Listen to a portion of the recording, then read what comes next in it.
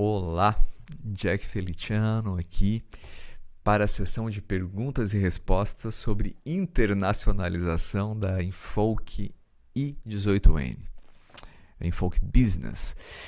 Gente, a pergunta é uma pergunta maravilhosa que nos enviaram, que é a seguinte: quais os problemas decorrentes de uma offshore mal conduzida ou abandonada? Essa resposta vai ter duas partes. A primeira é: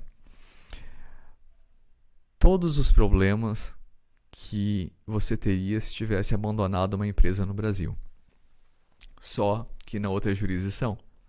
Então, para quem não tem qualquer interesse naquela jurisdição, isso não se torna um problema tão grande. Eventualmente sim, mas é necessário fazer muito barulho para que isso se torne um problema internacional, né?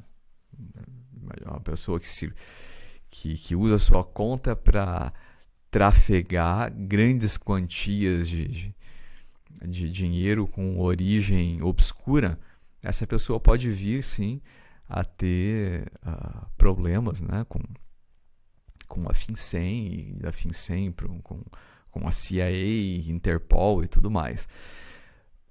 Hoje em dia, aliás, né, não existe transferência de recursos completamente anônima, tá, minha gente? Quem quer esse tipo de atividade, quem quer money laundering, quem quer trafegar recursos grandes e com completa proteção, olha, utilizem-se da Deep Web, de scramblers, criptoativos até obscuros, porque as instituições bancárias hoje conversam entre si. Os tempos do SWIFT, né, com Telex, morreram lá na década de 70, início da década de 80. Então, hoje é impossível trafegar grandes quantias sem levantar flags em todas as partes. Então, não só offshores abandonadas, mas offshores mal conduzidas que tentam fazer o impossível podem lhe trazer sim grandes problemas, inclusive na justiça criminal. Mas esquecendo os crimes, né? Falando só sobre problemas de natureza civil. Se aquela jurisdição não significa nada para você, tranquilo, talvez não venha a trazer grandes problemas. Que jurisdições são essas? Ilhas Caimã, né? São Vicente, até Panamá, né? Tem muita gente que não vai ter interesse em visitar o Panamá, exceto se, né, pegar um avião da Copa Airlines lá que para no Panamá para fazer uma conexão lá para os Estados Unidos.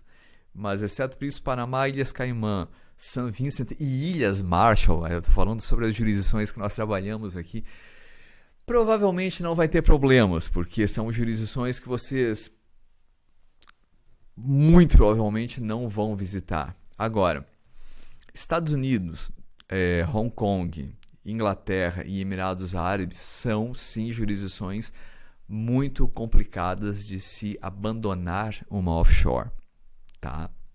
Emirados Árabes, de todas, ainda é a mais leniente com esse tipo de problemas, porque eles têm uma natureza jurídica que é a International Company. Depende muito porque os Emirados Árabes, como o nome diz, são um conjunto de emirados, né, como Ras Al Khaimah, Dubai, Abu Dhabi, cada um é um emirado árabe. Cada emirado tem as suas leis, tem a sua autonomia, né? Então, os Emirados Árabes são mais lenientes e tal. Agora, realmente, Hong Kong,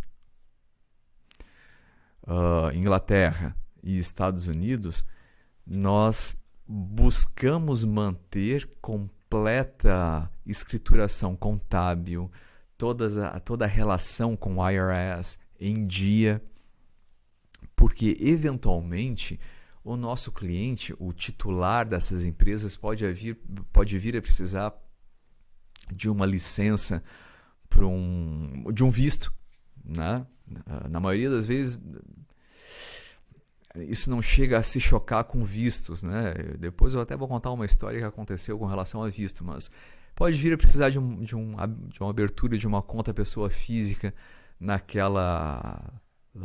Europa, por exemplo, ou na Inglaterra, ou nos Estados Unidos, ou na China.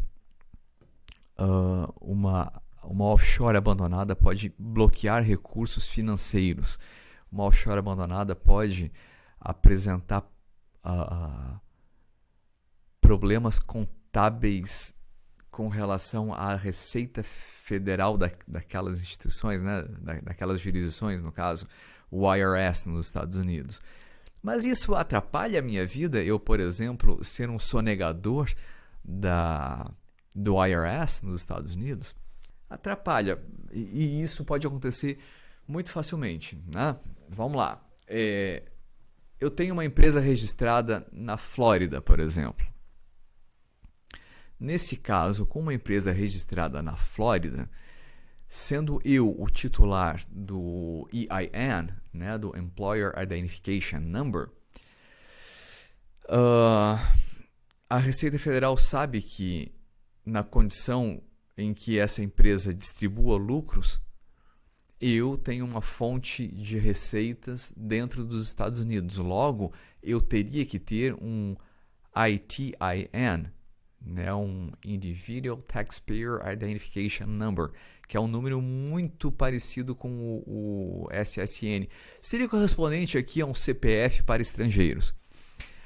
E em algum momento futuro, quando eu buscar um visto ou uma cidadania, um green card americano, isso já aconteceu com um cliente nosso agora 4 meses atrás, a gente até repassou essa demanda para um escritório parceiro, isso vai aparecer, né? A imigração americana, ela analisa tudo sobre aquela pessoa que está aplicando, né, por green card, por visto e etc.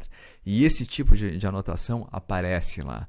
Então, para quem quer manter-se em dia com a imigração americana, inglesa, até europeia, né, ou com a China, e quem não quer correr riscos com as suas contas bancárias ou algum tipo de licença, nesses países a gente recomenda que não abandonem as suas empresas, que mantenham a manutenção, a escrituração contábil das suas offshore em dia.